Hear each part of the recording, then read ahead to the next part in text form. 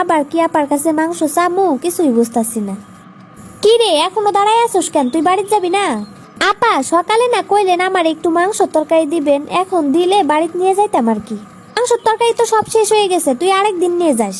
মাইয়াডারে কয়ে রাখছি রাত্রে মাংসের তরকারি নিয়ে যামু, এখন খালি হাতে কেমনে যাই কিছুই বুঝতাছি না। এখন মাংসের তরকারি না নিয়ে গেলে তো মাইয়াডা আমার খুবই কান্নাকাটি করব। কি রে তুই দাঁড়ায় দাঁড়ায় কি চিন্তা করতেছিস? আপা কড়াইয়ের মধ্যে একটু মাংস ঝোল আছে, ওইটুকু নিয়ে যাই। আচ্ছা নিয়ে যা। মাংস সেন বাড়াইছে, আজকে আমি মাংস দিয়ে অনেকগুলো ভাত খামু। মা তুমি মাংস নিয়ে আসো নাই, এইখানে না শুধু ঝোল। ময়না আপায় কইলো মাংস সব শেষ হয়ে গেছে, আজকে ঝোল দিয়ে খায়নি, অন্য আরেকদিন তোরে মাংস আইনা খাওয়ামুনি। না আমি মাংস দিয়ে ভাত খামু, শুধু মাংস ঝোল দিয়ে ভাত খামু না। ময়না কান্দিস না, আমি মাংস কই পামু ক? মানুষে যা দিছে তাই নিয়ে আইছি আমি। না না না, আমি মাংস ছাড়া ভাত খামু না।